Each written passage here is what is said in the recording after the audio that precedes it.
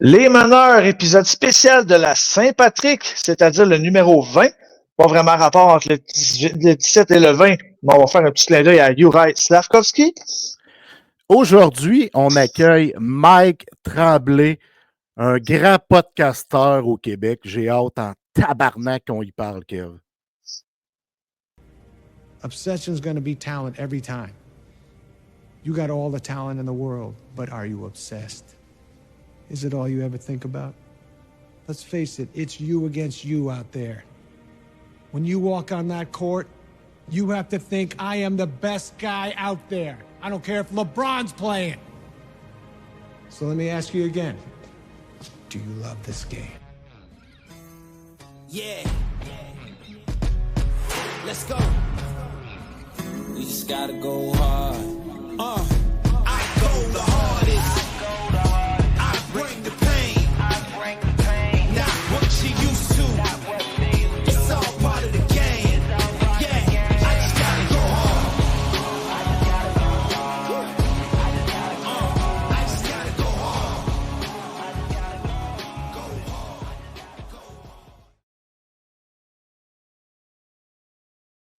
Bon midi, bonne Saint-Patrick à tous nos auditeurs et à toi, mon cher Jeff. Puis aujourd'hui, on arbore le vert et non le mauve, exceptionnellement. Ah, ben oui, je me suis vêtu de vert, puis j'ai vu que tu avais toi aussi une casquette verte. Donc, on est concept en tabarnak.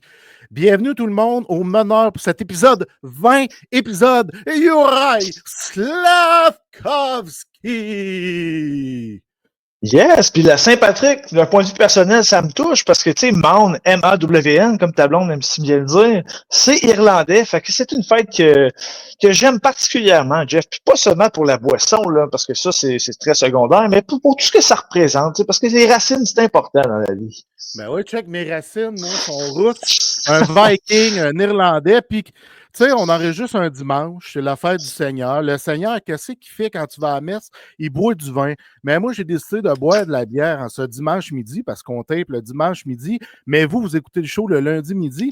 Donc, mais c'est toujours de la sans-alcool, Kev, tu le sais, là. Ben oui.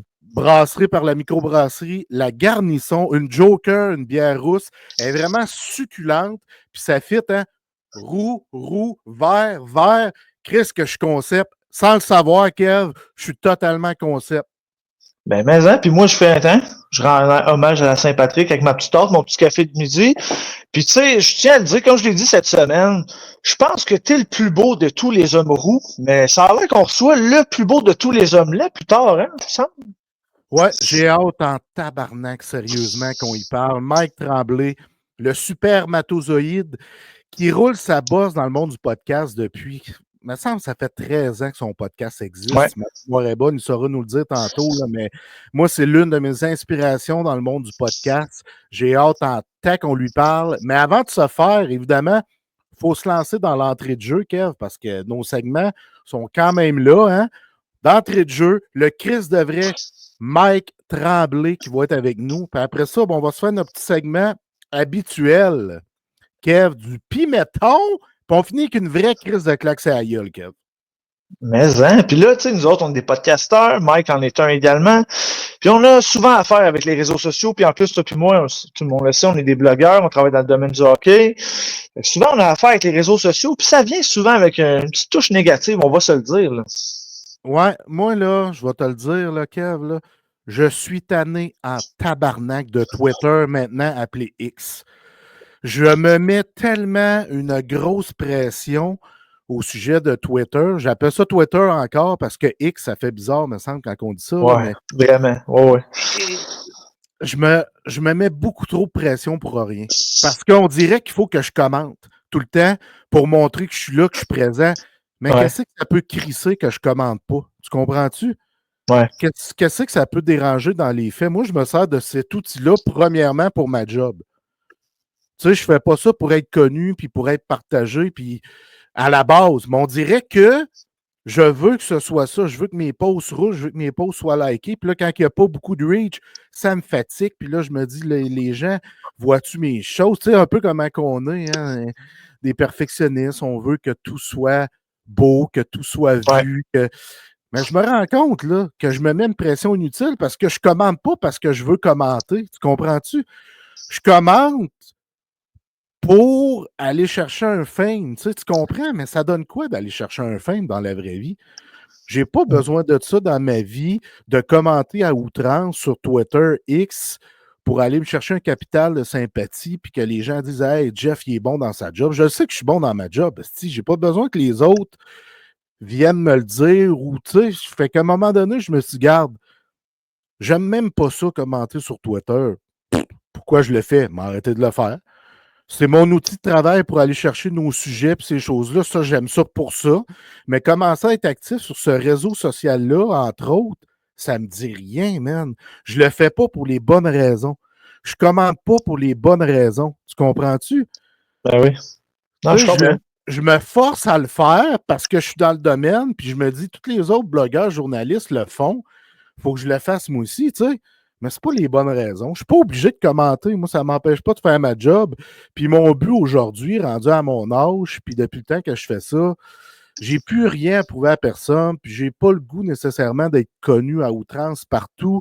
J'aime faire ce que je fais, puis ça me dérange pas de le faire dans un certain anonymat, sincèrement. Fait que je me suis dit, je vais commenter quand ça va me tenter.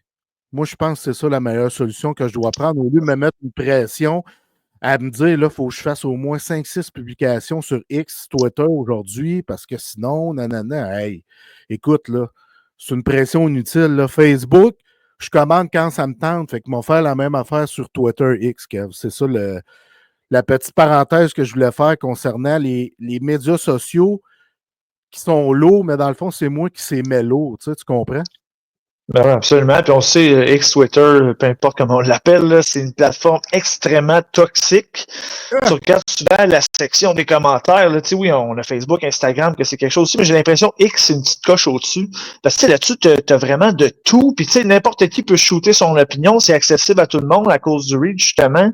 L'impression que c'est vraiment là, la plateforme là, où il s'en dit le plus là, de toxicité. Puis je pense que tu fais bien aussi de te retenir un peu, de faire ça plus de façon récréative que plutôt que de te mettre une pression. Parce que de toute façon, Jeff, ton nom, il roule dans le domaine du hockey depuis quoi, 15 ans à peu près? Fait que je pense que les gens te connaissent, t'as pas besoin de faire ça. Puis ceux qui reconnaissent, tu sais, moi je pense que les vrais reconnaissent les vrais dans la vie, puis je pense que tu dois être reconnaître par les vrais. Parce que le monde qui savent que t'es bon, tout ça. C'est sûr que ça fait du bien de se faire dire qu'on est bon, mais faut pas se fier à ça pour bâtir notre confiance. Parce que tu sais, à la base, comme tu l'as dit, tu sais que t'es bon dans ce que tu fais. Ça, c'est le plus important. Mais tu sais, c'est toujours le fun de recevoir un petit peu de Hey Jeff, j'aime ce que tu fais, t'es bon. Tu sais, c'est correct, mais faut pas carburer à ça. C'est ça la petite nuance à apporter là-dedans. Puis je pense que tu as bien fait de te raisonner là-dedans parce que faut que tu sois bien avec toi-même là-dedans. Ouais, puis j'aime le mot que tu utilisais de façon récréative. Ça, là, c'est le mot parfait. Je suis capable de le faire avec Facebook, Instagram. Fait que je me suis dit, je vais le faire avec Twitter X, tout en l'utilisant pour aller chercher mes sujets, pour aller chercher des choses crunchy. Mais je vais commenter de façon récréative. J'adore ce mot-là. Kev, c'est maintenant à ton tour de nous parler de quelque chose. Puis je l'ai noté là, parce que j'ai trouvé ça long. Là. Transformons le manque de respect en critique constructive. Je me l'avais écrit parce que ma mémoire est assez so-so dernièrement. Fait que, je te laisse aller avec ça, mon frère. Ouais, parce que, tu sais, moi, je suis quelqu'un dans la vie, là, honnêtement, je suis quelqu'un de valeur dans la vie. Tu sais, en sens, les valeurs, c'est très important, c'est fondamental. Puis, une des valeurs que je prône, si c'est pas la première, c'est le respect. Moi, dans la vie, là, je suis quelqu'un de respectueux. Peu importe à quel point je vais être fâché après toi dans la vie, tu vas insulter ma mère, mes enfants. Je vais jamais avoir le réflexe d'insulter quelqu'un en retour parce que moi, je suis quelqu'un de respectueux. Puis souvent dans la vie, les gens qui vont être blessés, offusqués, peu importe, ils vont avoir tendance à vouloir piquer en retour quelqu'un qui se fait insulter. Fait que moi, ce que je pense dans la vie, c'est que tout se dit dans la vie, mais il y a une façon de le dire. Je sais pas si tu me suis. Je pense que dans la vie, exact, tu sais, j'en parlais au show, le dernier show, c'est que dans la vie, tu peux faire une critique constructive à la place. Tu sais, je pense que tu reçois toujours mieux une critique constructive que plutôt qu'une insulte. Tu sais, mettons, je fais pas bien mon travail, mettons, mon travail avec la poche bleue te convient pas, par exemple. Si t'arrives, tu dis, hey, ça, c'était à chier, j'ai pas aimé comment t'as fait ça. Contrairement à si tu me disais, hey, Kev, il me semble, tu sais, ce segment-là, tu sais, j'ai trouvé ça un peu moins sharp. Tu sais, ce que tu pourrais faire ça de telle façon. Ça va toujours être mieux reçu que si tu commences à m'insulter puis me dire que mon travail est Oui. pas bon. Fait qu'une critique constructive, c'est toujours mieux qu'un manque de respect ou une insulte, selon moi. Moi, je vais toujours prendre la critique constructive plutôt qu'une insulte. Puis ça me rappelle une histoire qui s'est passée cet automne. Je me suis chicané, on va dire chicané avec un ami qui n'est plus aujourd'hui mon ami parce on s'est séparés pour de multiples raisons. Mais on a eu une petite chicane, puis il a commencé à m'insulter, puis moi, ça passait juste pas. Puis, tu sais, moi, je pense que quand tu manques de respect à quelqu'un dans la vie, je pense que c'est important de s'excuser. Surtout quand tu aimes une personne, que tu la respectes, je pense que c'est important de revenir et de faire comme, hey, regarde, j'ai fait une erreur, je m'en excuse, mais cet ami-là ne l'a pas fait.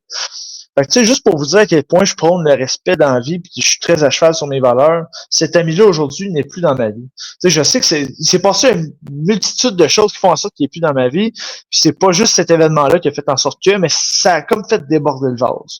Tu sais, au lieu de me prendre à part puis de me dire, hey, Kev, j'ai pas aimé ça, moi, je me suis senti comme ça face à telle affaire, le gars, il a commencé à m'insulter, puis ça a débordé, puis pour moi, ça passe pas, Jeff. Je pense qu'une critique constructive, au final, ça va toujours être mieux reçu qu'une insulte, qu'un manque de respect. Puis je pense qu'avec ça, tu peux éviter certains pots cassés, à mon avis. Oui, absolument. C'est comme quand tu fais de l'enseignement, quand tu es coach dans le hockey, dans le baseball, dans peu importe le sport, il ne faut pas t'envoyer promener tes élèves, tes joueurs. Il faut que tu sois constructif dans ce que tu déposes. Quand ils font quelque chose que ça ne fait pas ton bonheur, sois constructif pour l'expliquer. Ça passe beaucoup mieux. À n'importe qui, ça va passer beaucoup mieux que tu parles de façon constructive, que tu arrives et tu l'envoies promener. Ça, moi, les gens qui m'envoient promener justement sur Twitter X, c'est ça qui m'amène à me distancer un peu de ça parce que je trouve que ça n'a aucun bon sens. Puis tu essaies d'être constructif avec ces gens-là, puis tu es incapable de rentrer dans une discussion qui en vaut la peine. Fait que je préfère me reculer quand je vois que les gens qui insultent ne sont pas capables de comprendre que ça ne se fait pas. Mais bon, bref, tout ça pour dire que je suis totalement en harmonie avec tes propos. Le dialogue constructif, ça fait partie vraiment de mes valeurs également.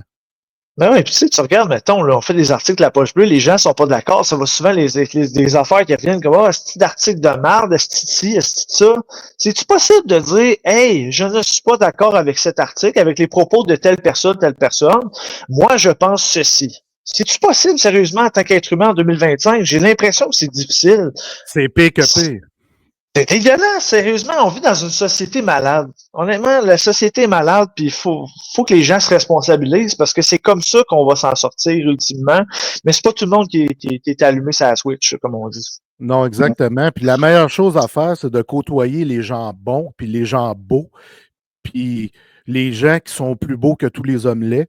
C'est important de côtoyer ces gens-là, Kev, sincèrement, parce que là, on va accueillir quelqu'un qui est cher à mes yeux, puis il le sait peut-être pas, mais Mike Tremblay demeure, je l'ai dit tantôt, une grande inspiration pour moi parce que je suis rentré dans le monde du podcast en 2015, puis ce gars-là était déjà sur place. Mike, tu es un esti de vrai, puis je voulais le dire à tout le monde à quel point tu m'as inspiré, puis tu m'inspires encore pour qu'est-ce que tu fais. Félicitations, mon chum.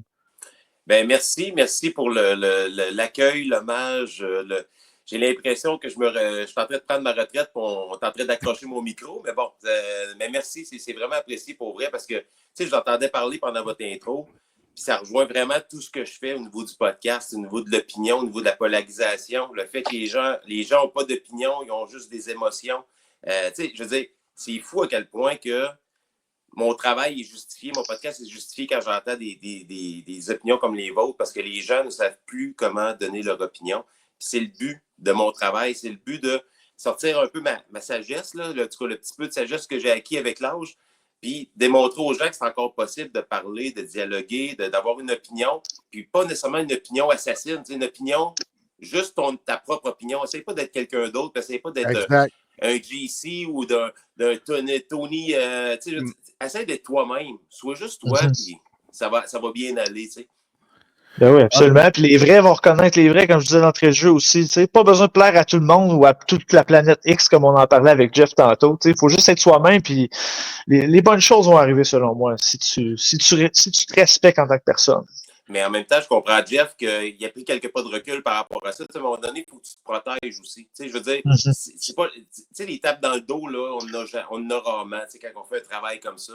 Absolument. Que ce soit pour le podcast, que pour des blogs, que pour des articles, on a rarement des claques dans le dos. Il faut que tu sois un passionné, il faut que tu aimes ce que tu fais, puis tu mets des heures. Les gens ne le savent pas. Tout ce qu'ils voient, c'est le produit final. C'est un podcast de 2 heures, c'est un texte de 300 mots. Tu sais, je veux dire, les gens voient juste le produit final. Ils ne savent pas tout le travail qui est à l'arrière de ça.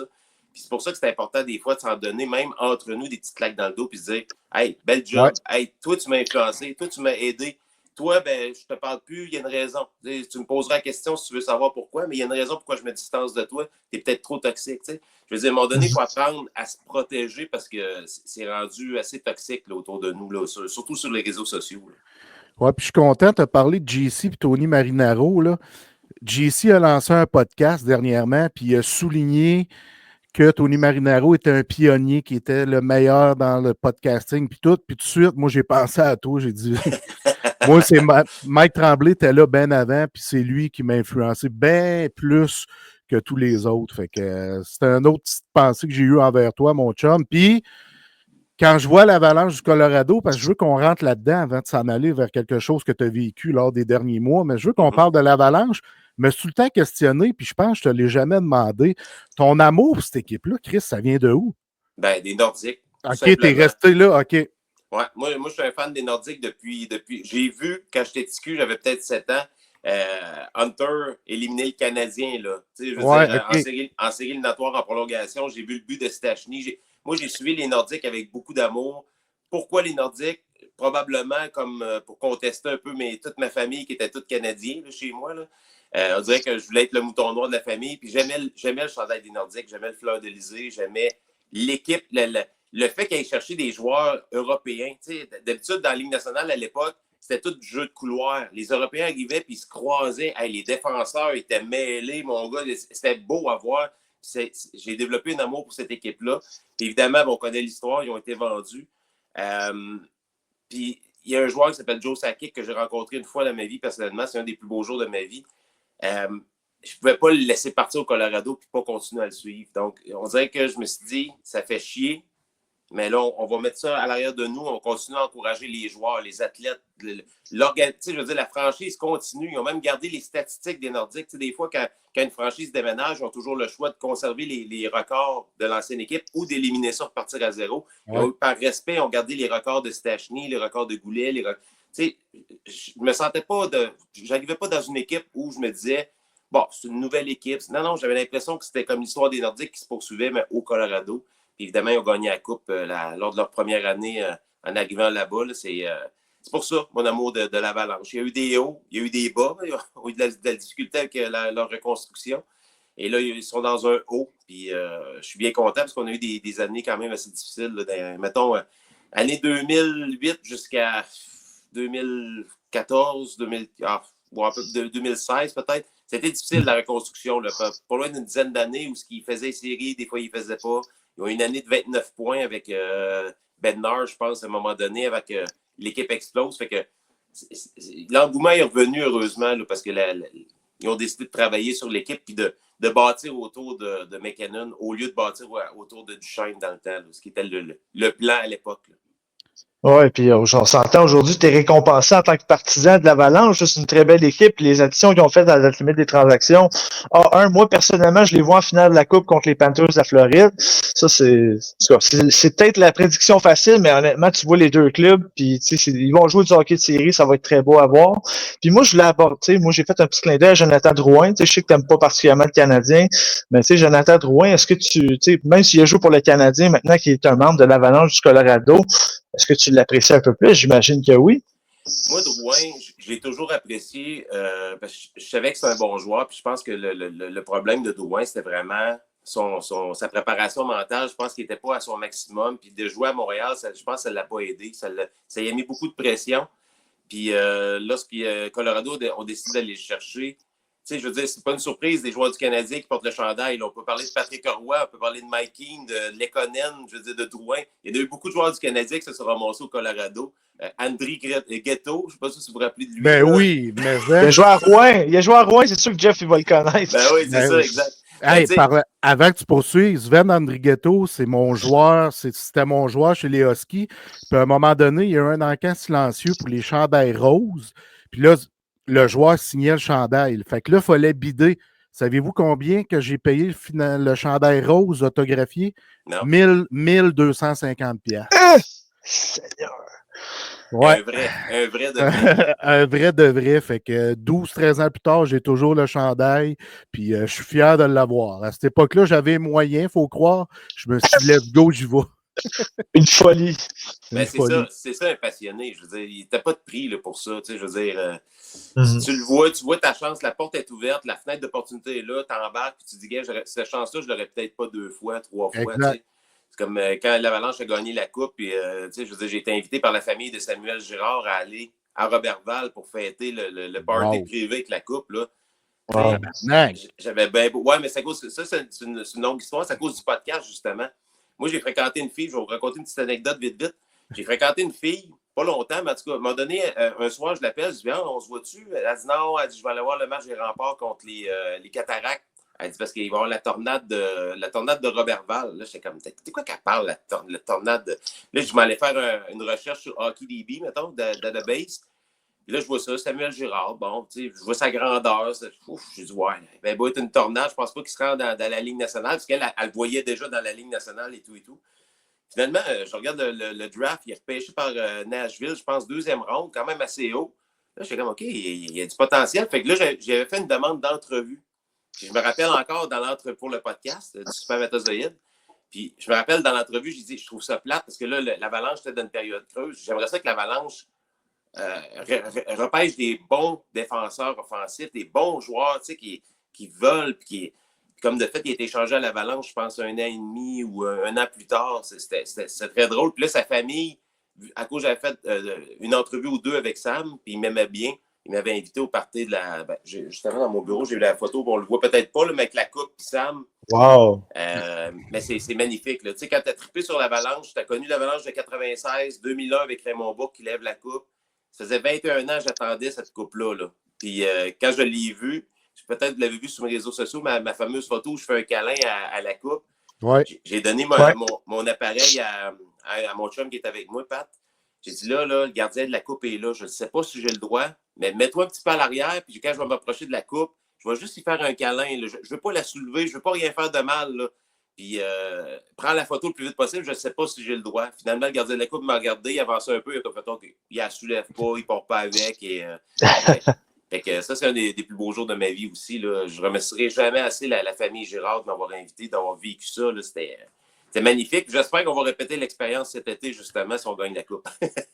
Mais ils ont des bonnes chances. Ouais, ils ont des bonnes chances, en tout cas. Puis pour revenir à ta question, Drouin, ce que je trouve fun aussi, excuse-moi, là, je m'éparpille un peu, mais Drouin, j'adore la façon qu'il est arrivé avec l'Avalanche. Il est arrivé très, très, très résilient. Tu sais, on l'a mis dans les meilleures situations possibles avec McKinnon. On l'a mis dans les avantages numériques. Puis, tu sais, ça aurait pu pas fonctionner du tout. Mais non, on dirait que là, il a vraiment saisi sa chance. Je ne sais pas, au niveau de la préparation, si ça l'a aidé d'être avec McKinnon ou non. Sûrement, ça l'a aidé, là, son chum des Mousettes de l'époque. Mais il est devenu un nouveau joueur. Puis je suis content, cette année, il a signé un nouveau contrat d'1 an pour cette année, là, qui va se terminer à la fin de l'année. J'espère juste qu'on va être capable de conserver cette relation-là avec Drouin, qui coûte 2 millions, je pense, cette année. C'est ridicule pour la qualité de travail. J'ai vu Drouin faire des replis défensifs lors du dernier match contre... c'est contre qui jouait. En tout cas, le dernier match, j'ai vu faire un repli défensif, venir chercher l'attaquant, lui enlever la rondelle. J'étais comme, wow, c'est pas le Drouin qu'on voyait à Montréal. Là. Je suis vraiment impressionné. Ouais, il joue du très gros hockey, je trouve, avec l'Avalanche, tu sais, puis il est là mentalement, contrairement à lorsqu'il était avec le Canadien, parce qu'avec le Canadien, je pense que son niveau d'anxiété était trop élevé pour ce marché-là. Là, il se retrouve à un endroit où c'est pas la pierre angulaire, c'est pas le Guy Lafleur, comme on l'avait dit quand il est arrivé avec le Canadien, c'était déjà de la grosse pression qu'on lui mettait. Là, il arrive, il est avec son chum McKinnon, Rantanen avant qu'il soit échangé. Tu sais, il arrive d'une chaise où c'est sa chaise, puis ça paraît. Puis sa préparation, Mike, là, tu l'as dit, d'après moi, Nathan McKinnon, c'est sûr que ça aide. Là. McKinnon, c'est un comme Crosby, là, c'est des freaks de l'entraînement, puis tout ça. Là. Fait que c'est sûr que Drouin a embarqué dans ce créneau-là, puis ça apparaît aujourd'hui qu'il est confortable avec son équipe.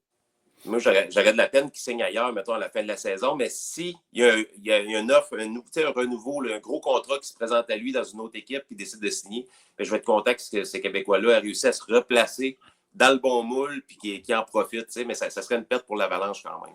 Ouais, je pense qu'il est vraiment heureux avec l'Avalanche. D'après moi, il va peut-être faire un petit discount pour rester. Ça, c'est mon petit feeling, là, parce qu'honnêtement, il a l'air vraiment épanoui. Puis comme vous l'avez mentionné, dans la bonne chaise, ça peut faire des miracles, là, honnêtement. Puis il y a un certain talent, Drouin, là, des fois, il fait des gros goals, il fait des gros plays. Mais c'est ça, quand ton entraîneur te fait confiance, là, ça aide aussi. Ben, il marquait un gros but l'autre fois, c'est une remontée contre Buffalo. Il perdait, je pense que c'était 4-0, puis il a scoré le but égalisateur avec quelques secondes à jouer. C'était magnifique de le voir, puis de le voir sourire. Même le dernier match, je le voyais sourire. On ne voyait pas Drouin sourire, avoir du fun, avoir du plaisir à jouer au hockey. C'est des grands enfants. Quand tu côtoies des joueurs de la Ligue nationale, là, c'est des grands enfants. C'est même pas des adultes, c'est encore des boys dans leur cœur qui jouent au hockey, puis ont du fun. Puis le jour qu'ils n'ont pas de fun, bien, ils s'en vont ailleurs, ils se trouvent une nouvelle gang. T'sais.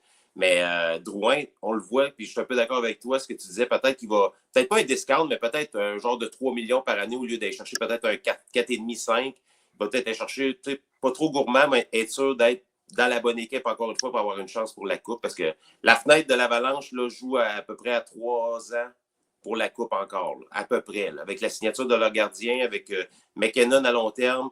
Il y a McCarr qui, le contrat s'en vient dans 2-3 ans. Donc, la fenêtre, elle va être là. Fait que ça serait fou pour Drouin de ne pas rester avec l'Avalanche pour au moins 2-3 ans de plus. Oui, absolument. Puis avant de passer à autre chose, comment tu as trouvé l'échange qui a envoyé Rantanen du côté de la Caroline, puis vous avez ajouté Martin Necas, que j'adore, et Jack Drury.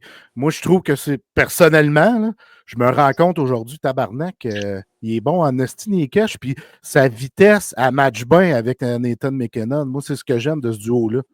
Je pense que Rantanen, parce qu'il a parlé aux médias hier après l'entraînement, il a dit j'espère que les gens du parce que là, le match va être. Là, on enregistre le dimanche, mais je veux dire, le match va être en après-midi. Dallas vont jouer au Colorado. Il dit j'espère que les gens ne vont pas me huer. Je ne voulais pas me faire échanger. Je voulais rester avec l'équipe. Mais en même temps, Christy, tu avais des mois pour signer ce nouveau contrat-là. Puis on dirait que tu donnais l'impression que tu allais tester le marché. Tu sais, un joueur de cette trempe-là, si tu n'es pas certain de le signer, il faut que tu ailles chercher quelque chose. Puis moi, c'est pour ça qu'on a un petit groupe là, privé là, de fans de l'Avalanche, puis on se parle pendant les matchs, puis c'est bien cool.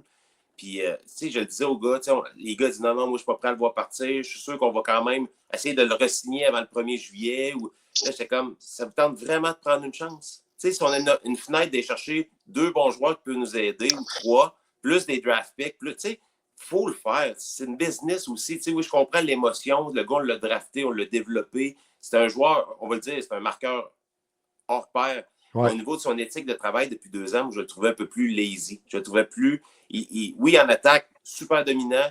Il se plaçait dans le bon angle. La passe arrivait, clac, il te la mettait n'importe où dans le but. Mais défensivement, repli, tout ça, je trouvais qu'il s'était relâché un petit peu. Puis, tu sais, justement, tu parlais de Necas, de la Caroline, qui est arrivé de la Caroline.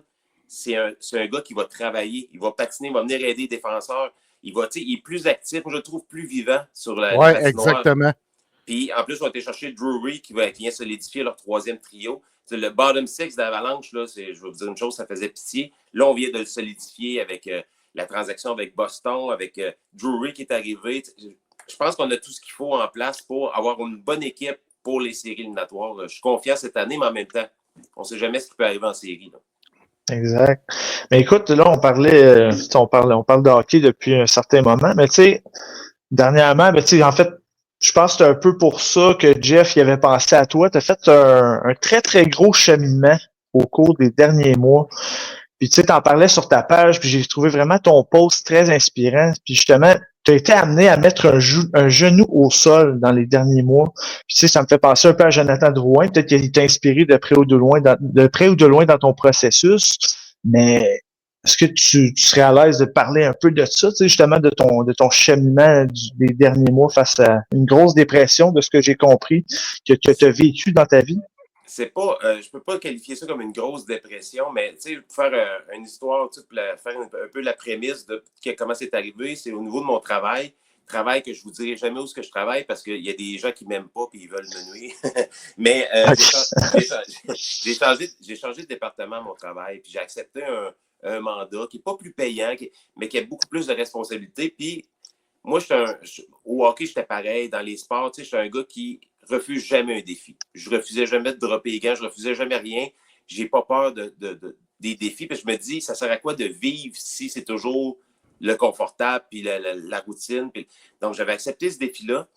Puis pour une des rares fois dans ma vie, je n'ai pas été capable de surmonter. Ben, je l'ai surmonté, ce défi-là, mais pas...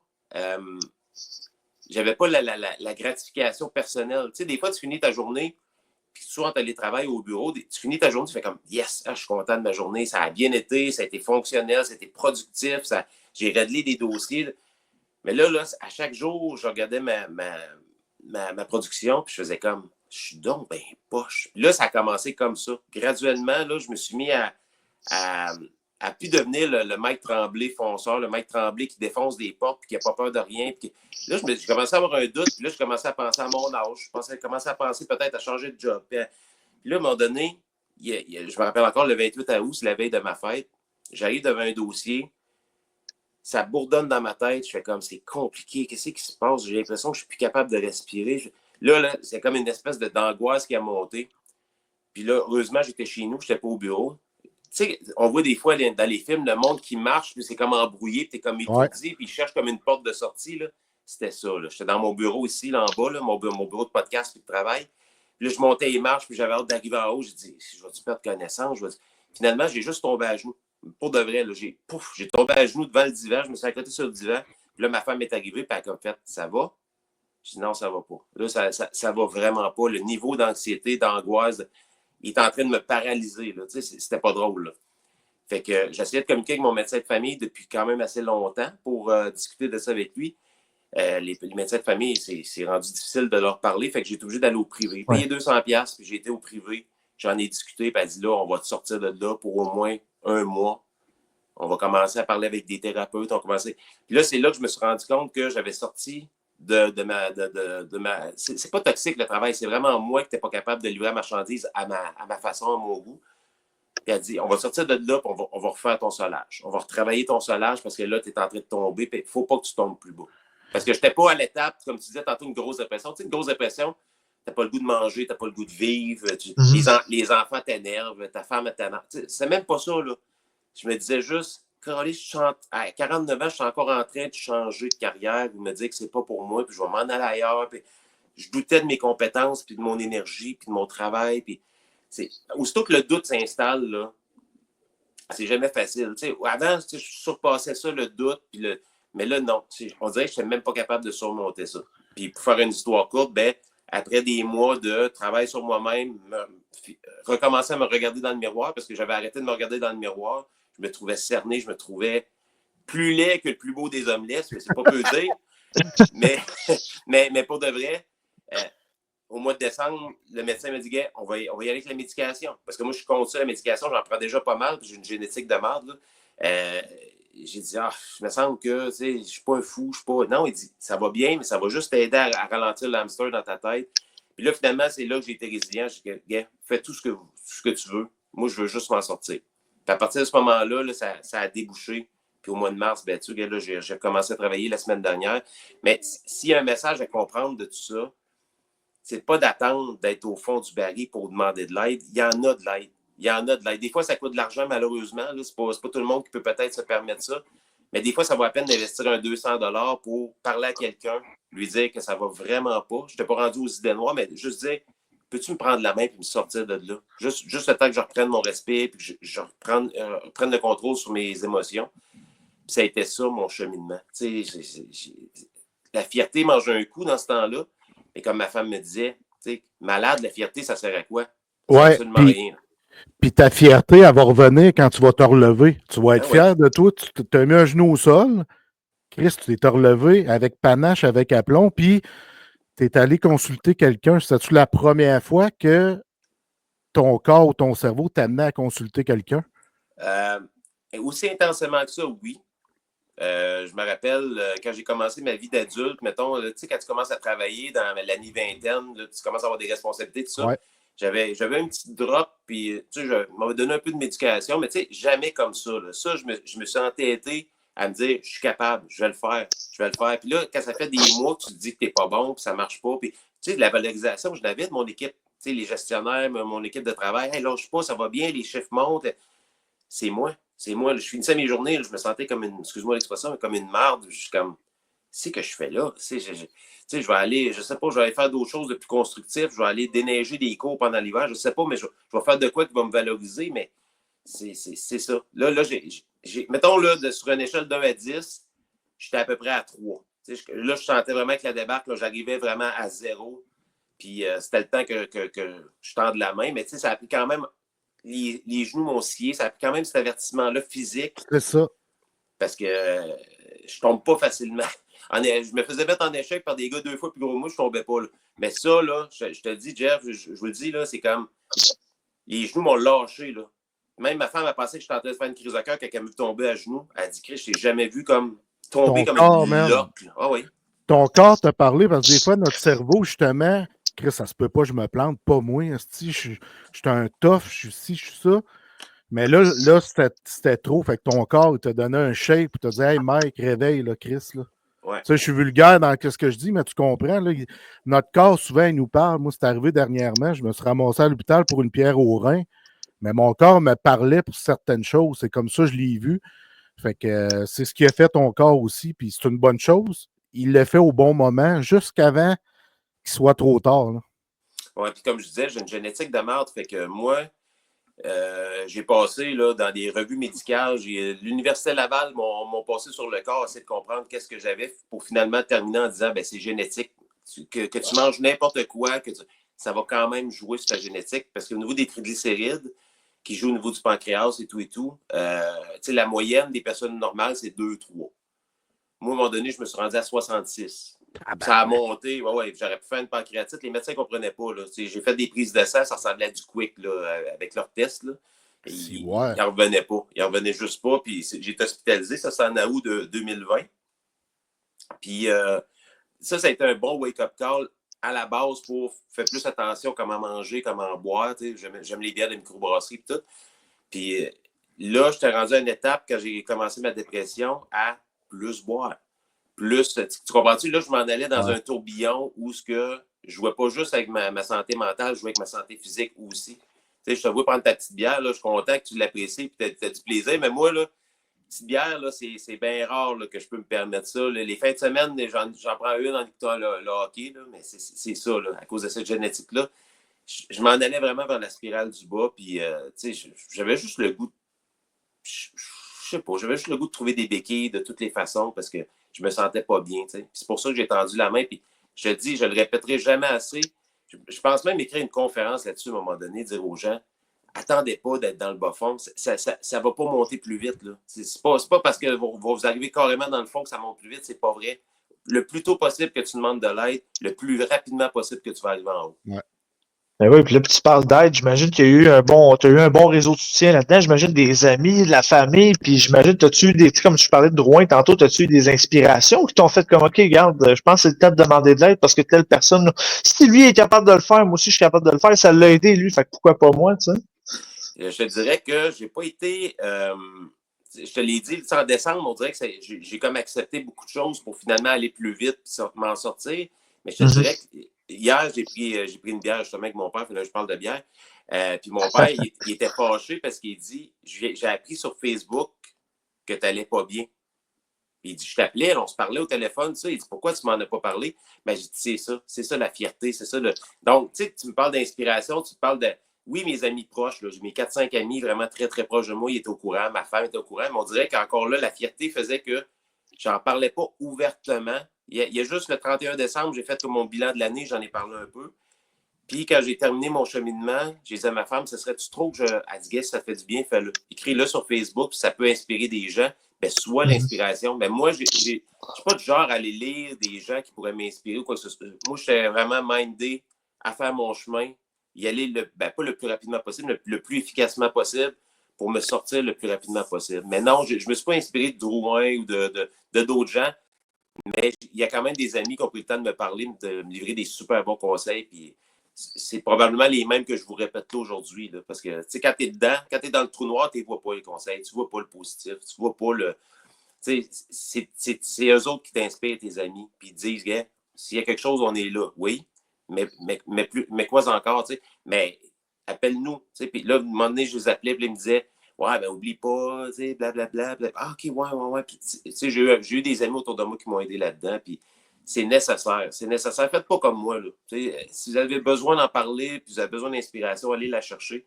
Moi, j'ai pris le chemin difficile jusqu'en décembre. Puis en décembre, j'ai décidé d'ouvrir les valves puis m'en sortir le plus rapidement possible. Fait que c'est arrivé au mois de août. Ouais. Puis de août à décembre, tu pataugeais un peu.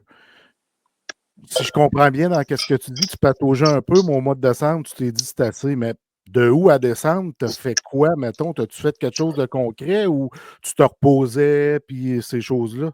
J'ai fait de la peinture. J'ai commencé à écrire un livre sur mon amour des communications, justement. Puis les podcasts, à quel point que la radio m'inspire. Mais tu sais, j'ai essayé de faire des choses. Tu sais, je prenais des marches avec mon chien, tu sais, des affaires de base. Mais tu sais, c'est ça. C'est juste me sortir de mon circuit de travail qui, moi, ça faisait plus. Déjà là, moi, tu m'enlevais 50% du poids sur les épaules. Maintenant, je me disais, qu'est-ce qu'il faut que je fasse pour aller mieux? Puis je me suis dit, t'aimes ça la peinture? T'étais quelqu'un de créatif, tu sais. Là, je me suis mis à faire des peintures avec un peigne à cheveux, pas rapport. Je me suis dit, moi, essayer un nouveau style, puis tout ça. Puis, tu sais, j'aimais ça. Puis j'ai fait 3-4 toiles. Après ça, mais c'est ça, tu sais, à un moment donné, faut pas que tu restes là à écouter Netflix, pas rien faire, pas bouger. Faut que tu en profites de ce moment-là. Puis de août à décembre, on dirait que ça a été un moment de répit où je me suis fait plaisir. J'ai pris un vrai break, là. Mais tu sais, le psychologue me parlait, puis j'avais l'impression qu'il ne m'aidait pas. Puis on dirait que finalement, je m'apercevais que j'avais gardé mes œillères, puis je n'étais pas réellement à l'écoute des solutions qu'il m'apportait. Puis à un moment donné, lorsqu'il est arrivé la médication, puis mon médecin de famille, il m'a repris en charge à un moment donné, puis il a comme fait, écoute vraiment ce qu'il dit. Écoute ce qu'il dit, puis réfléchis à ce qu'il dit le soir. J'ai dit, je te donne un devoir, là. Ce qu'il dit, au pire, prends-le en note, mais réfléchis le soir, puis dis-toi, c'est-tu pertinent ce qu'il vient de me dire là pour ma situation? Puis je me suis rendu compte que je passais une heure avec un psychologue, puis ce que je sortais de là, c'était comme, ben oui, j'ai parlé, je me suis vidé le cœur, mais non, il t'offrait des solutions. Des fois, c'est pas directement, mais il contourne, puis il t'offre des pistes de solutions, puis toi, tu fais quoi? Tu l'écoutes pas? Voyons, c'est quoi le rapport? Fait qu'à partir de décembre, là, j'ai vraiment comme, je me suis focusé sur comment, un peu comme quand tu travailles sur un dossier, tu sais, quand tu dis, je vais focusser sur mon dossier. Là, on dirait que je me suis mis comme en tête que je travaillais, mais pas sur un travail payant. Ben oui, payant. Mais un travail moi-même, sur moi-même, ma propre personne, tu sais. Puis là, je me suis rendu compte que, Christy, travailler, c'est pas juste une affaire pour un salaire. On peut travailler pour soi-même puis s'aider à devenir meilleur. C'est le meilleur investissement que tu peux pas faire, investir en toi, honnêtement. Puis je trouve que les gens, pas que ça se perd, mais je trouve que ça devrait être plus valorisé aujourd'hui d'investir en soi. Tu sais, par exemple, je te donne un exemple, tu sais, j'encourage pas nécessairement le monde à aller au gym, les gens font bien ce qu'ils veulent, mais tu sais, les gens sont comme, ah, mais j'ai pas le temps d'aller au gym, ça coûte trop cher, c'est trop ci, c'est trop ça. Mais au final, tu sais, ça fait du bien à ta santé physique, mentale également. Fait que tu sais, c'est un investissement, puis ça, c'est un exemple parmi tant d'autres, ça peut être n'importe quelle autre activité, là. Mais je trouve que ça se perd de nos jours. Fait que je trouve que c'est une belle valeur que tu as entre les mains en ce moment.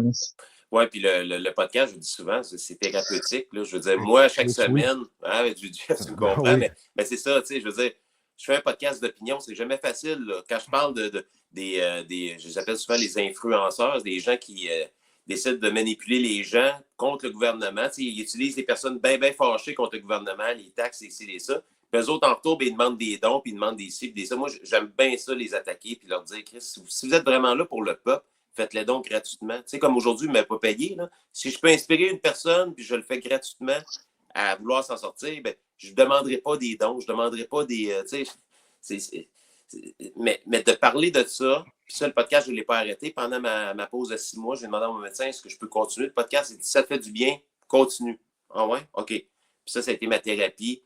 J'avais l'impression que j'étais encore normal quand je faisais du podcast. J'avais encore ma tête sur les épaules, puis j'avais encore mon following qui suivait. puis que le projet est encore en vie. Donc, j'avais pas l'impression d'être mort partout. Tu sais, des fois, tu es en dépression, tu as l'impression que tout est sur pause, tu es mort de partout, puis là, tu te rebâtis graduellement. Là, j'avais l'impression qu'il y avait quand même un projet qui continuait. Il y avait le début de la saison de l'Avalanche qui est arrivé aussi, qui m'a donné un beau soutien moral. Tu sais, tu parlais des fois de... Sans dire que ça m'a influencé, j'avais un soutien de la partisanerie de hockey, les émotions, c'est le fun, tu sais, ça rend de bonne humeur. Fait que, non, c'est ça. C'est ça, il faut se faire du bien, puis le podcast a été la meilleure thérapie que j'ai eue, puis c'est pour ça que je continue encore. On est rendu à 504 émissions déjà. Fait que ça se poursuit. Hey, ça. Yes, Vas-y. je vais montrer ça, parler de sport. À 500e, j'ai un auditeur, il m'a amené ça.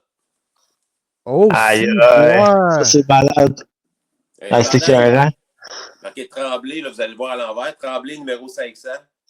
Aïe, aïe, man. Solide. C'est malade. Tu sais, des fois, on se demande pourquoi on fait du podcast parce qu'on n'a pas souvent des claques dans le dos.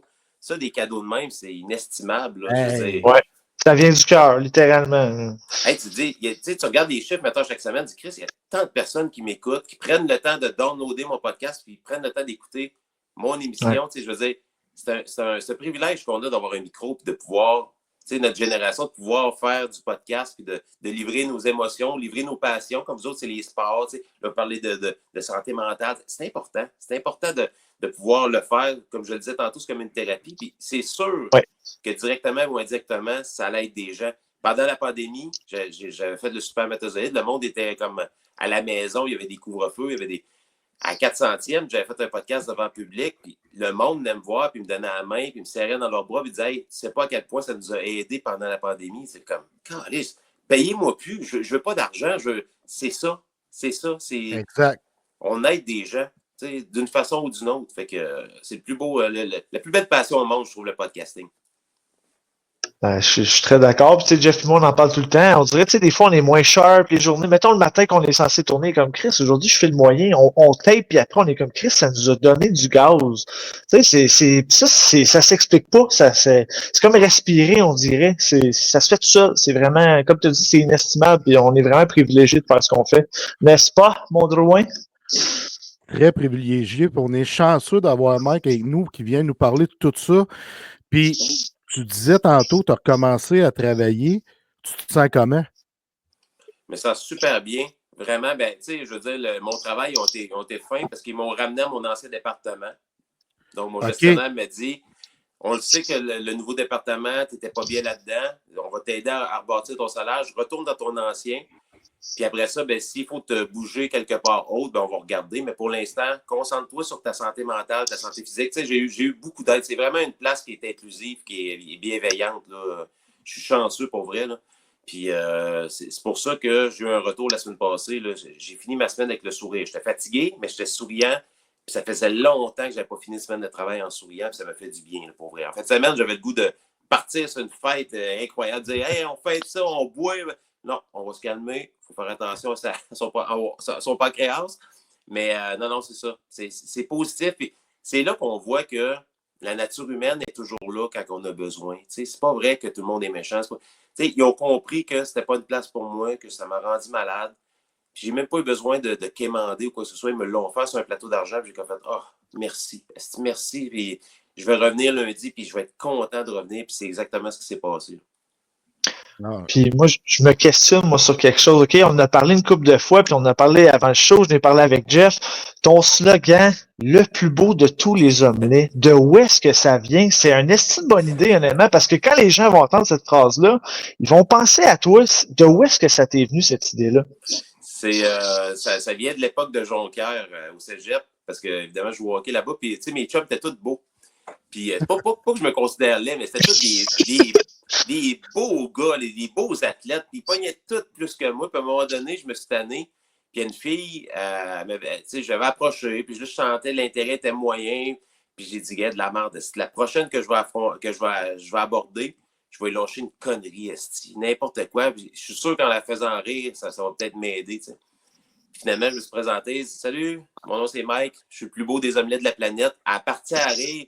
Ça a scoré ce soir-là. Je disais de la merde, c'est ma phrase pour le restant de mes jours. Puis quand j'ai commencé à la radio, à Port-Cartier à l'époque, j'avais commencé mon show comme ça. Puis, tu sais, des fois, tu y penses pas, tu dis, bah, ça va faire un bout de chemin, ça va s'essouffler. Non, le monde m'appelle encore comme ça aujourd'hui. Et c'est comme une phrase marquante, c'est comme un pattern de marketing, mais tu sais, c'est comme. Ouais. C'est rendu naturel pour moi de le dire. Là. Je ne suis pas étonné de voir quelqu'un qui m'aborde et dit hey, c'est le maton là, le plus beau des laits. Puis le monde mélange les mots un petit peu, mais c'est pas grave. Ça, je comprends vers où ça en va avec ça. Là. C'est le message qui compte au final. Ben, surtout que c'est un message qui ne fait pas prétentieux. Là. Je veux dire, je me considère beau, mais pas tant que ça. Je me considère comme vraiment au milieu. Là. Je trouve que c'est pas trop péteux là, de dire ça. Là. Non, effectivement, ça reste humble, tu sais. Puis moi, sais-tu comment je juge si un gars est beau ou il est laid? Ben, j'imagine par l'intérieur. Oui, la première affaire, c'est par l'intérieur, mais pour continuer un peu à la blague, je check si sa blonde est belle. Fait que là, je vais me dire, tu sais, ta blonde est jolie, mais fait que je me dis, t'es beau, Chris, là. Ben, je suis beau tout nu, mais je veux dire, je suis plus beau tout nu. Mais en passant, c'est pas ma blonde, c'est ma femme. Au prix que ça coûte un mariage, là, faut ta femme, excuse-moi, ta femme. Hey. C'est elle qui va être contente si elle écoute le show d'entendre ça. Là. Ben, j'appelle toujours ma femme, pour vrai. Des fois, elle exagère, parce qu'elle m'appelle toujours son chum. Puis je lui dis, hey, au prix que ça a coûté ce mariage-là, là, tu vas me donner mon titre que je mérite. Là. Je suis ton mari. Fait que c'est un running gag en montréal. Elle est bien tannée que je la reprenne là-dessus. Là. Mais moi, pour moi, c'est important, c'est ma femme. J'en ai pas eu 15, j'en ai eu une. Je pense que c'est la bonne. Puis pour de vrai, là, ça fait partie aussi du secret du bonheur. De trouver quelqu'un, homme ou femme, dépendant de vos orientations, que c'est pas difficile. C'est facile. La vie, tu te réveilles le matin, là, même si tu n'as pas le droit à un sourire, tu le regardes dans les yeux, tu fais comme c'est la plus belle chose que j'ai vue en débutant mon matin. C'est comme. C'est là que tu vois que c'est la vraie, c'est la bonne personne. Ouais. C'est inspirant, ça. Puis je le souhaite à tout le monde ça aussi, parce que qu'est-ce que ça fait une différence dans une vie? Pour de vrai, j'ai été célibataire à un moment donné pendant 2 ans. Puis c'est le fun, là, de rencontrer des filles nouvelles, puis de s'amuser. Ça fait un temps. Mais quand tu rencontres vraiment la bonne, avec qui, que même à part, mettons, 2 jours d'un chalet, c'est chum de fille, tu t'ennuies, là. Puis j'ai pas peur de le dire, je m'ennuie. J'ai hâte qu'elle revienne. J'ai hâte de rejaser avec elle, qu'on se mette à rire, qu'on se fasse une petite fondue. C'est ça le secret de la vie, pour vrai, c'est d'être heureux. Heureux avec sa famille, avec sa femme. Puis si j'avais pas eu ça pendant ma dépression, c'est sûr que ça aurait été plus long. Là. Ils m'ont soutenu et c'est incroyable. Je suis un homme privilégié, pour vrai. Je suis vraiment privilégié par la vie. Là. Je suis content d'entendre ça en esti, Mike. Puis là, je suis déçu en ce moment, dans un sens que va falloir te laisser aller pour terminer notre show. C'est déjà la fin, tabarnak. Puis j'en aurais pris encore, Mike. Mais je peux-tu prendre juste 2 petites minutes parler de ma job d'analyste au baseball? Absolument, vas-y. Je sais que vous aimez le sport, là, mais sérieusement, cet été, je ne sais pas signé encore, mais ça devrait se faire. Là. Je devrais être analyste pour la 3e saison, pour une 3e saison avec les Aigles de Trois-Rivières. Si vous n'avez jamais vu le baseball de la Ligue Frontière, allez voir ça. Que ce soit à Québec ou à Trois-Rivières, c'est les plus beaux stades. J'en ai vu quelques-uns stades de la Ligue Can-Am et Frontier. Là. C'est vraiment, on a vraiment au Québec les plus beaux stades de baseball. C'est incroyable. Il se passe quelque chose là-dedans. Puis pour moi, là, c'est un rêve de TQ. J'ai jamais été bon au baseball. Tu sais, j'ai de la misère à frapper une balle rapide, mais Christy, de voir ces athlètes-là qui ne sont pas payés très, très cher. Tu sais, on parlait de passion tantôt, là. Ouais. C'est carrément ça. Des gars qui gagnent, j'ai l'impression qu'ils gagnent à peu près 300$ par semaine, tu sais, mais ils vivent leur passion. C'est des joueurs à temps plein, puis ils rêvent encore à peut-être avoir une chance dans les ligues majeures. Moi, ça me fait capoter. Puis tu rencontres ces gars-là, ils sont humbles, ils pourraient se la péter puis dire j'ai été drafté par Seattle.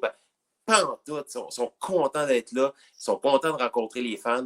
Moi, j'invite vraiment les gens. Si vous avez une chance cet été, là, venez faire un tour. Puis si vous venez à Trois-Rivières, venez voir le booth en haut là, d'animateurs de radio. Ça me fait plaisir de vous rencontrer et jaser avec vous. C'est ça le baseball. C'est ça le hockey. Ça fait du bien. Hey, une game de baseball l'été, l'odeur de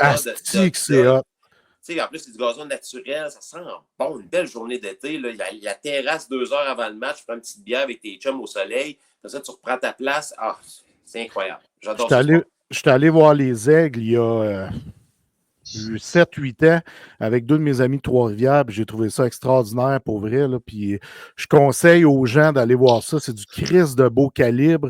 C'est des excellents joueurs de balles qui sont là pour les bonnes raisons. Comme tu le dis si bien, ces gars-là gagnent pratiquement rien, mais ils donnent tout ce qu'ils ont à chaque fois qu'ils se ramassent sur le terrain. Fait que c'est vraiment sharp comme calibre, là, je le répète. Là, je suggère également aux gens d'aller voir ça. Ça vaut vraiment la peine. Puis si vous passez dans le coin, vous deux, là, faites-moi signe, puis je vous fais faire le tour du stade, puis le tour des vestiaires et tout, on va s'amuser. Ça va faire plaisir de faire tout, le tour du propriétaire, même si je ne suis pas propriétaire. Bon, ben, on s'organise ça cet été, c'est un rendez-vous? Yes, avec plaisir. Excellent. Hey Mike, merci vraiment énormément. Ça me touche que tu sois venu nous parler de ça. Puis c'est toujours un plaisir de t'écouter. Super Matozoïde, c'est le summum des podcasts au Québec. Oui. Puis, tu sais, je te l'ai dit aussi d'entrée de jeu, merci infiniment d'avoir pris le temps parce que je tiens à souligner aux gens qui nous écoutent, Mike, à la base, n'était pas disponible aujourd'hui. Il a pris le temps de venir jaser avec nous autres parce qu'il y avait un gros brunch ce matin. Puis, il a pris le temps de venir jaser avec nous autres. C'est tout un honneur que tu nous as fait. Fait que merci infiniment pour ton témoignage. Puis, honnêtement, continue à faire ce que tu fais. Tu vas en inspirer. T'en inspires aujourd'hui, puis tu vas en inspirer d'autres, je suis certain. Ben, c'est gentil. Puis ça n'a pas été difficile là, je savais, tu sais, je connaissais un peu plus Jeff, là, mais je savais que ça allait être du plaisir, qu'on allait avoir du fun. Puis même si les sujets sont lourds un petit peu, des fois, il y a possibilité d'en parler avec quelques pas de recul puis de dire, gars, c'est tough, mais on peut passer à travers. C'est ça le fond du message. Fait que merci de l'invitation. Puis lâchez pas votre beau travail, les boys. Merci Mike. Merci. Salut tout le monde. Bye. Ah, mon petit Kevin, c'est le fun d'avoir des invités comme ça qui viennent jaser des choses qu'ils ont vécues. Ça vient me toucher, fait que ça veut dire que ça va toucher les gens qui vont nous écouter, Kev, encore une fois. Mais honnêtement, Chris de beaux témoignages, vraiment courageux le Mike, puis honnêtement, c'était vraiment un gros honneur qu'il nous a fait, puis je suis content qu'on y ait fait un brin de jazzette. Mais là, il faut continuer le show. Puis mettons California! Est-ce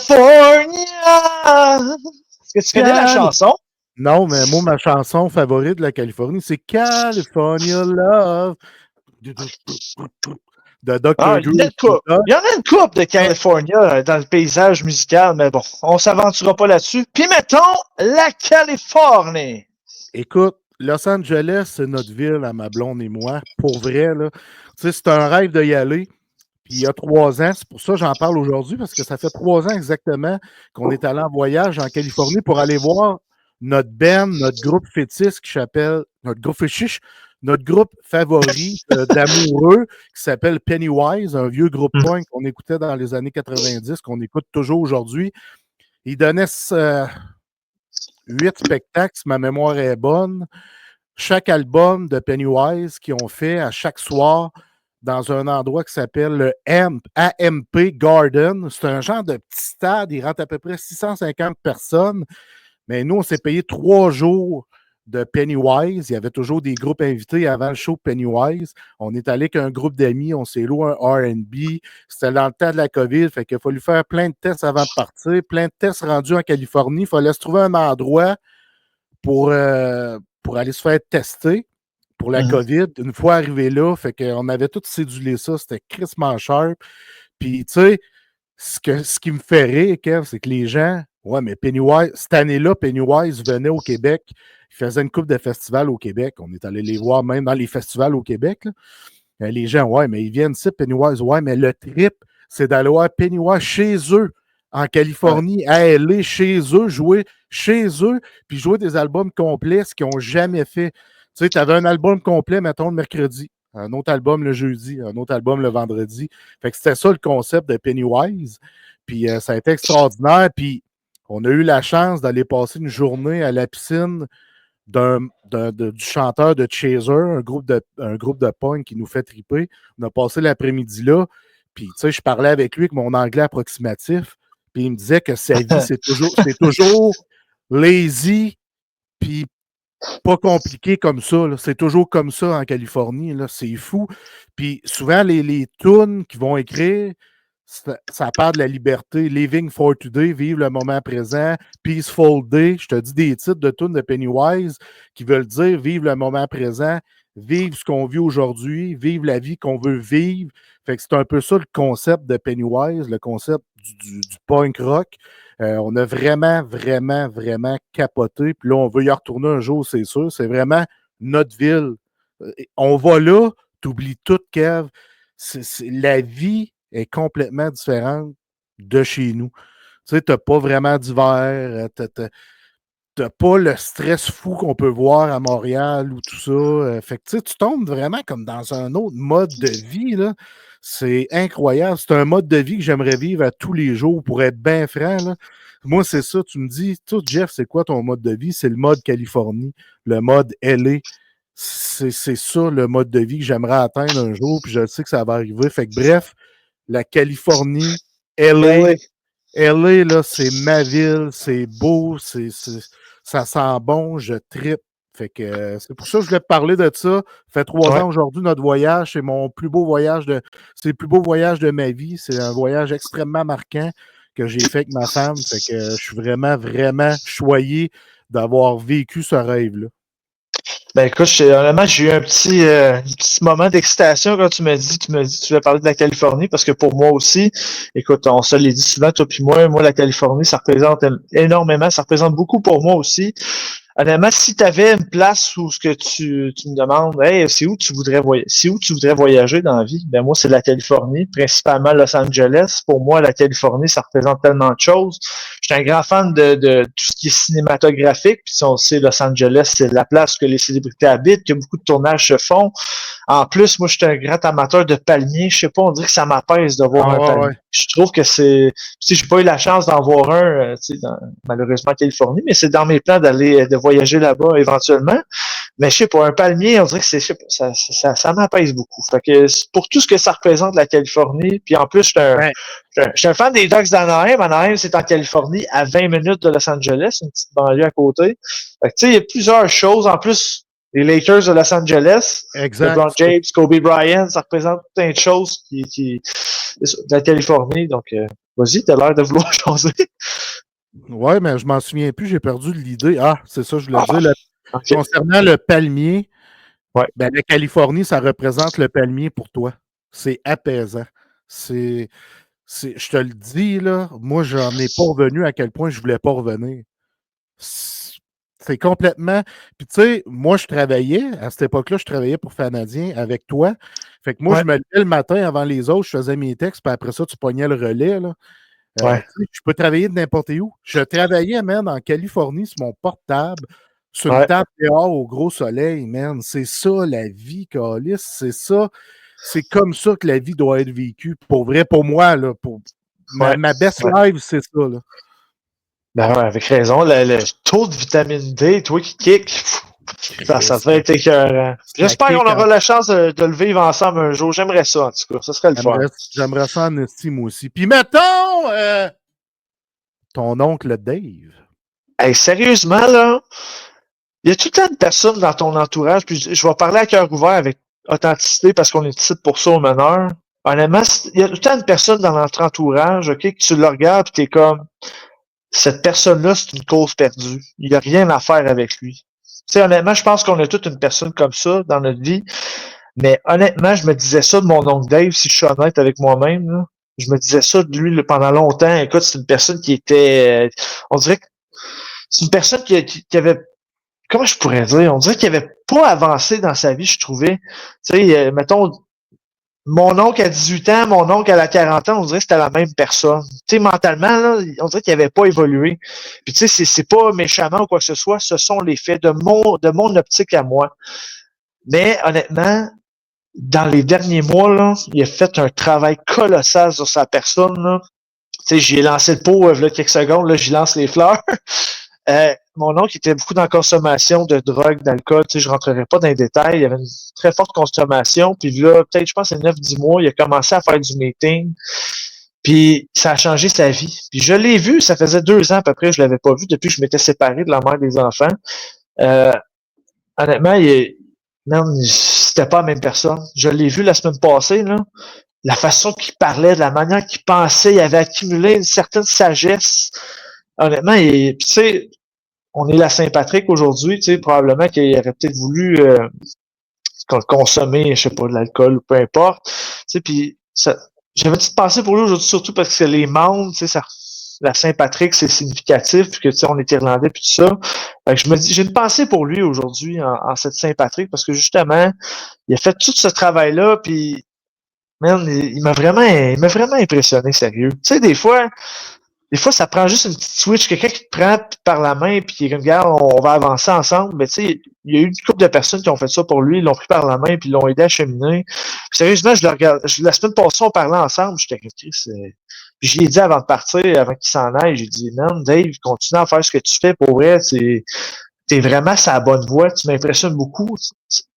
Parce qu'avant, quand tu communiquais avec lui, c'était tout le temps, on dirait que c'était tout le temps la faute des autres. Tout le malheur de sa vie, c'était comme tout le temps de la faute des autres. Là, il s'est responsabilisé, puis il a fait comme, regarde, j'ai un problème, puis je vais m'arranger pour comme redresser la barque, tu sais. Ouais. Puis sérieusement, son discours, ça frôlait le discours d'un leader, sérieux. Il m'a impressionné, là. Vraiment, puis je tenais à le mentionner aujourd'hui parce que, comme je disais au préalable, j'avais pas d'espoir envers lui, j'avais aucune attente dans ma tête, c'est une course perdue, c'était fini parce que, tu sais, des fois, il y a du monde qui arrive dans quarantaine, cinquantaine, des comme, OK, eux autres, c'est fini, là, ils peuvent plus cheminer, ils peuvent plus avancer. Chris, lui, à 45 ans, il a fait comme, non, je me prends en main, esti. Fait que ça fait juste démontrer que dans la vie, il n'y a pas de bon moment. Il n'y a pas de temps. Il n'y a pas d'âge pour commencer à travailler sur soi. L'important, c'est de prendre un pas. L'important, c'est de commencer à quelque part. C'est ça que mon oncle a fait. Puis honnêtement, il m'impressionne, Jeff. C'est fascinant. Cheers à Dave, man. Je trouve ça inspirant ce que tu viens de nous raconter là, au sujet de ton oncle. Sérieusement, je m'attendais pas à faire un genre de plaidoyer en sa faveur aux meneurs un jour, puis Chris, ça vient d'arriver. Pour l'épisode 20 des meneurs, hommage à Juraj Slavkovski, un autre jeune grand meneur in the making. Et voilà, mon chum. On arrive à la claque sur la gueule. Cette fois-ci, c'est une vraie crise de claque sur la gueule. On a annoncé Clint Clavel qui allait être avec nous au mois de mars, mais ça va plutôt aller au mois d'avril-mai parce que je te laisse expliquer le pourquoi du comment. Ouais, hier, j'étais dans un magasin, puis là, je vois que Kim m'avait envoyé un message vocal sur Instagram. Je suis comme, ça sent pas bon. Parce qu'honnêtement, Kim était censée venir la semaine prochaine au meneur, était censée enregistrer cette semaine. Finalement, pour des raisons des engagements professionnels, elle ne pourra pas être là. Fait qu'elle m'a expliqué qu'elle allait en faire un engagement de 6 semaines, puis qu'après, elle allait pouvoir venir avec nous jaser au meneur. Fait que Kim Clavel va venir éventuellement sonner qu'un partie remise. Ouais, et voilà la claque sur la gueule qui en est une vraie. Kev, une fois de plus, un honneur de partager le micro avec toi, mon frère. On a eu encore beaucoup de plaisir. Puis on va préparer l'épisode 21 qui s'en vient. Je suis en discussion avec deux boys. Puis j'ai bien hâte de voir lequel sera là lors du prochain épisode des meneurs. Le 21, je le répète déjà, tabarnak. Ouais, 21. Puis n'oubliez pas de nous suivre, honnêtement. Puis on en parle, Jeff Fimo, régulièrement. Là, je m'adresse à vous, les gens qui nous écoutent. Ça me fascine à chaque semaine à quel point vous êtes présents pour nous. Vous nous envoyez de l'amour, vous aimez notre contenu. Puis ça me touche énormément d'un point de vue personnel. Puis je vais le répéter à chaque fois s'il faut. Sérieusement, c'est un honneur que vous nous faites sur Instagram, Facebook, TikTok. Ça me touche grandement. Fait que continuez de nous suivre. Puis j'espère que vous appréciez ce qu'on vous dépose à chaque semaine parce que nous autres, on a beaucoup de plaisir. Puis on va continuer tant que vous êtes là, les amis. Yes, merci à tout le monde, nos abonnés, les auditeurs. Merci, on vous aime d'amour, Kev. Merci, je t'aime beaucoup. Puis on se rejase, mais avec vous au 21e. Peace tout le monde. Bonne Saint-Patrick!